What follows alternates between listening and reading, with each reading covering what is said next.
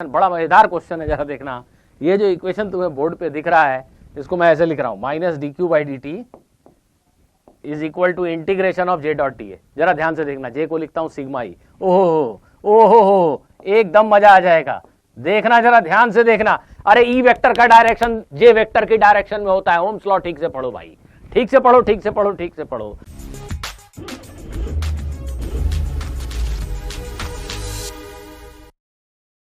Welcome students, कैसे हो? मजे में? चलो, आज हम एक क्वेश्चन करते हैं जो रियली में डिफिकल्ट है। करंट इलेक्ट्रिसिटी का एक क्वेश्चन जो रियली में डिफिकल्ट है। क्वेश्चन जिस लैंग्वेज में यहाँ पूछा जा रहा है उसमें तो काफ़ी डिफिकल्ट है, पर अगर इस डिफिकल्ट क्वेश्चन को जेईई एडवांस के क्वेश्चन पेपर में पूछना है तो कैसे मॉडिफाई करके क्वेश्चन को पूछा जाएगा, इस पे भी मैं आज आपको थोड़ा सा डिस्कस करके बताना चाहूँगा। ध्यान दीजिएगा। क्वेश्चन एक्चुअली क्या है, जरा पढ़ लेते हैं पहले। An egg shaped metal object, this is a metal object of some arbitrary shape. Actually मैंने एग शेप लिख दिया है, it could be of any shape. Metal object is electrically charged and hangs on an insulating cord. This is an insulating cord and this metal object is just hanging inside a room, right? The object slowly loses its charge because the air has small but non-zero conductivity. The air has non-zero conductivity, please. The conductivity of air is really very small. It's almost insulating but not exactly insulating. So this is not S sigma, please write it as sigma. So let us assume that air has very small conductivity sigma. So if the surrounding air has some small conductivity sigma, this body is going to lose charge because it will conduct through the air. Okay? Now assume that conductivity of the air is same everywhere. How long will it take for the charge on the body to become half? अगर इसमें initially Q not charge है तो कितने समय में charge की value Q not by 2 हो जाएगी? Conductivity of air is sigma, though it is small but it is some finite number. So okay, अगर आप सोचना चाहते हैं तो बिल्कुल पॉज कीजिए, सोचिए, मेहनत कीजिए। पर मुझे लगता है कि ये क्वेश्चन एक स्टूडेंट के लिए, जनरल स्टूडेंट के लिए बहुत ही मुश्किल है। अगर आईआईटी वाले जेईई एडवांस का क्वेश्चन पेपर बना रहे हैं, उन्हें अगर इस क्वेश्चन को पूछना है तो वो इस क्वेश्चन को थोड़ा सा मॉडिफाई कर देंगे, आपको थोड़ा हिंट दे देंगे एक्चुअली, है ना। चलो मैं इसको देखो कॉम्प्रिहेंशन का क्वेश्चन बना देता हूँ। हाँ, अभी के अभी इसको मैं कॉम्प्रिहेंशन का एक क्वेश्चन बना देता हूँ। अब मैं इसके आगे लिखूंगा, यहाँ तक तो लिखा ही है, इसके आगे मैं लिखूंगा, ये नहीं पूछूंगा अभी, ये बाद में पूछूंगा। कॉम्प्रिहेंशन का क्वेश्चन नंबर 2 ये होगा। अभी इतना लिखने के बाद मैं आगे लिखता हूँ, consider a close surface S surrounding this body.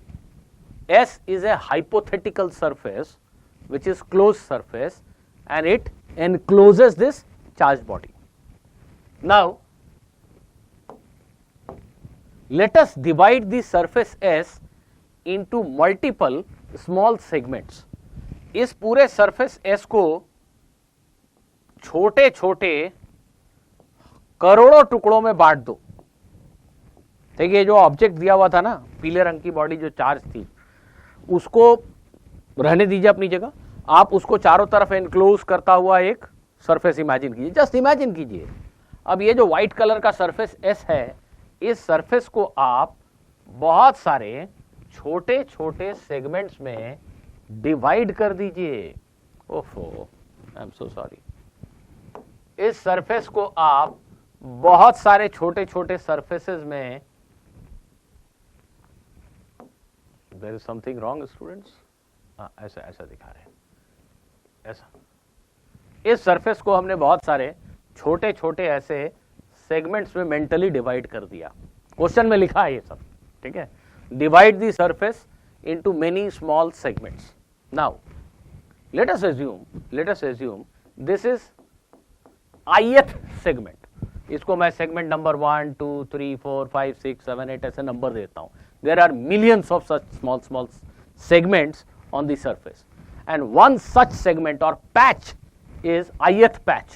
Late us say this is ith patch, right? Now इस सरफेस पे ये जो छोटा सा पैच है, इस पैच के परपेंडिकुलर डायरेक्शन में, आउटवर्ड नॉर्मल की डायरेक्शन में एक यूनिट वेक्टर है एन आई कैप। गौर किया जाए क्या क्वेश्चन कह रहा है। Imagine that the body is surrounded by a close surface S. Now let us imagine that this surface S has been divided into many small parts. One such part has been shown here, and n I cap is a unit vector perpendicular to this surface in outward direction. Okay, very good. And let us assume that area of this patch, this small patch, let us say the area of this small patch is delta AI. The small patch has area delta AI, and unit vector perpendicular to its surface in outward normal direction is Ni. Right? Now let us assume that the current density at this location, let us assume that, why there is a current density?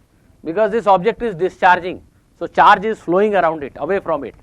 So question says, let us assume that current density at the location of this patch is Ji. ith segment, ये ith segment के location पे current density की value है Ji. ऐसा आप question में लिख दिया कि एक सरफेस लो, उसके मल्टीपल सेगमेंट्स कर दो, एक ith सेगमेंट के परपेंडिकुलर यूनिट वेक्टर का नाम n आई कैप रख दो, इस एरिया का मैग्नीट्यूड डेल्टा आई कैप ले लो, इस लोकेशन पे जो करंट डेंसिटी वेक्टर है उसको तुम जे कैप लिख लो, जे लिख लो, जे कैप क्यों लिखोगे, जे वेक्टर लिख लो, और अब summation of J cap dot n cap, not j cap, it is vector j, I am so sorry, it is current density vector j, n I cap, dot product of these two vectors into delta ai. इस quantity का summation करना है हमें for all the patches on this surface. Question क्या कह रहा है? इस क्वांटिटी का समेशन करो for all the patches on the surface, और पूछा है कि ये क्या ये minus D Q by D T के इक्वल है? सपोज 4 ऑप्शन लिखे हैं, या क्वेश्चन नंबर 1 था जिसमें लिखा था this quantity is equal to, option A में लिखा है minus D Q by D T, option B C D कुछ भी लिखे गए हैं. तो आपको समझ में आ गया होगा मेरी बात से कि हाँ सच में ये minus D Q by D T है, ऐसे समझ में आ गया होगा. But still I want you to prove कि ये quantity minus D Q by D T को रिप्रेजेंट कर रही है, where Q is the value of instantaneous charge on this surface. If you are able to answer this question, then you will be easily able to answer the second part of the question. The second part says, how long will it take for the charge to become half? तो बेटा इस question को एक comprehension जैसा question बना दिया गया, जिसको आपको पढ़ने में काफ़ी लेंदी लगा. ऐसे किसी क्वांटिटी की मैग्नीट्यूड पूछी गई, इसके बारे में पूछा गया कि इससे आप क्या समझते हैं, और फिर आपसे पूछा गया कि कितनी देर के बाद चार्ज आधा हो जाएगा. तो एक्चुअली ये जो पार्ट आपसे पूछा गया है, इस ओरिजिनल क्वेश्चन को आसान बनाने के लिए पूछा गया है. अगर आप इसका मीनिंग सच में समझ जाएं कि this is minus D Q by D T, तो क्वेश्चन बहुत आसानी से सॉल्व हो जाएगा. अभी भी वीडियो पॉज कर दो, खुद से बनाओ. चलो देखो, आप में से बहुत सारे लोग समझ गए होंगे कि ये जो यूनिट वेक्टर है एन आई कैप, बेसिकली अगर मैं एरिया को एक वेक्टर मानूं तो area is a vector in this direction only. So this is nothing but area vector. Area vector dot current density. उसका समेशन, समेशन मतलब अगर ये सब पैचेस अगर बहुत छोटे छोटे इनफाइनाइटेसिमली स्मॉल है तो it is integration basically. So this is nothing but integration of j dot dA, जो आप अपनी पढ़ाई की भाषा में लिखते हो j डॉट dA का इंटीग्रेशन है. क्या समझ पा रहे हो आप? ये एरिया का मैग्नीट्यूड है, एरिया वेक्टर के डायरेक्शन में यूनिट वेक्टर है. तो ये क्वांटिटी क्या होती है? What is this? J dot D A क्या होता है यार? Current density into current density और एरिया वेक्टर का डॉट प्रोडक्ट क्या होता है? करंट. इस पैच से पास होने वाला करंट, ऐसे जितने पैचेस हैं सबके थ्रू पास होने वाला करंट, इसको जब हम इस क्लोज सरफेस पे सम अप करेंगे तो क्या मिलेगा?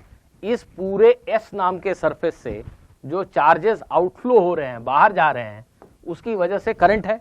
इस पूरे सरफेस के थ्रू जो टोटल करंट है वो यही तो है। And what will be this current equal to? Obviously this current is equal to minus dq by dt। समझना, अगर ये बॉडी इस समय 2 कूलम चार्ज पर सेकंड छोड़ रही है, लूज कर रही है, तो ये 2 कूलम चार्ज पर सेकंड इस सरफेस से पास हो रहा है ना भाई। तो ये पूरा जो क्लोज सरफेस है उसके थ्रू करंट की वैल्यू क्या है? 2 coulomb per second minus dq by dt। Minus क्यों लगाया? Because this q is decreasing with time. So this current I am taking it as a positive quantity. So this current should be a positive quantity. dq by dt is a negative quantity. So I am taking magnitude of that. So when I place that minus sign, it becomes a positive quantity. Otherwise, I cannot equate a positive quantity to a negative quantity. So the current, which is nothing but j dot dA integral, is nothing but dq by minus of dq by dt. So yes, is this equal to minus dq by dt? Answer is yes. Now does it help you in solving the other part of the question? अभी भी video pause कर लो। देखो, Ohm's law in microscopic form, बच्चों भूल जाते हो तुम लोग। Ohm's law in microscopic form क्या होता है?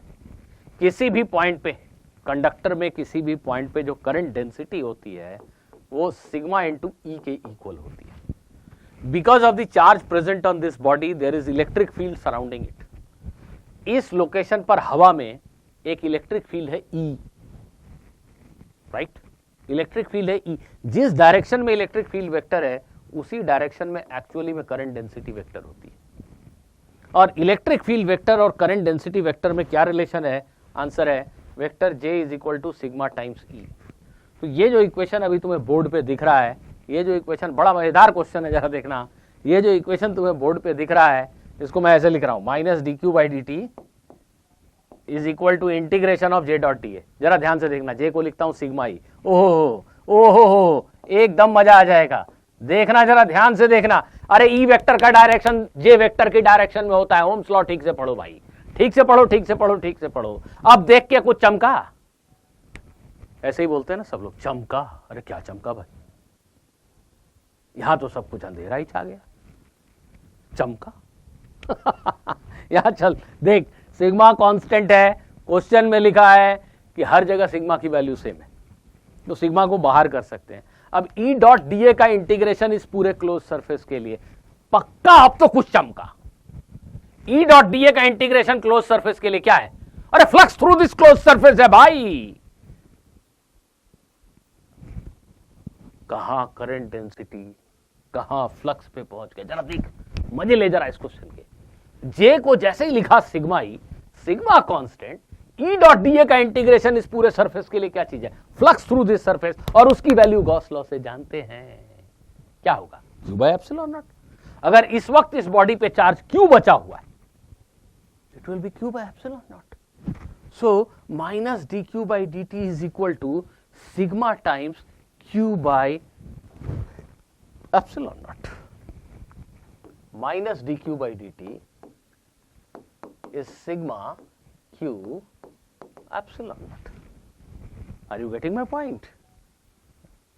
देखिए, तो इस बॉडी पे अगर किसी मोमेंट पे चार्ज q है तो इसको एनक्लोज करने वाला कोई भी सरफेस S ले ले, इस सरफेस से जो चार्ज क्रॉस कर रहा है, दैट मीन्स जो करंट है, which is same as minus dq by dt, its value is sigma by epsilon naught into q. Now this is very simple. अब ये Q और T में एक सिंपल सा डिफरेंशियल इक्वेशन है, और हमारे होशियार सभी बच्चे जानते हैं कि अब आगे क्या करना है। ये उन्होंने लगाया ऐसा इंटीग्रेशन और बोले कि टाइम 0 पे चार्ज था Q नॉट, टाइम T पे चार्ज बचा रह गया Q। तो ये सब बच्चे कर लेंगे, मुझे मानना है।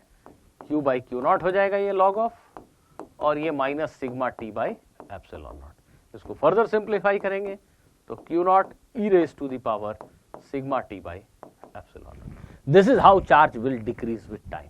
This is instantaneous charge at time t. Question में पूछा गया कितने समय में चार्ज आधा हो जाएगा, दैट मीन्स Q की वैल्यू किस टाइम के बाद Q नॉट बाई 2 हो जाएगी। तो अब आप ये फर्दर खुद से सिंप्लीफाई कर सकते हो। यहाँ Q की जगह लिखो Q नॉट बाई 2, तो Q not by 2 is equal to Q not into this, so it is simply half is equal to E sigma T. जिन लोगों ने रेडियो एक्टिविटी में हाफ लाइफ वगैरह पढ़ा है वो तो ऐसे ही देख के आंसर लिख देंगे, isn't it? अब दोनों तरफ लॉग ले लो, log 1 इज 0 माइनस log 2, सो ये माइनस log 2 और यहां पे बन जाएगा, ये माइनस माइनस हटा दो बेटा, जरा चेक कर लेना मैंने कुछ गड़बड़ ना किया हो। यही तो आंसर है, इतने देर में चार्ज आधा हो जाएगा ना।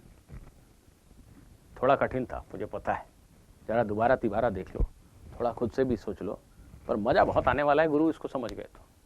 ठीक है, चलो मिलते हैं अगले वीडियो।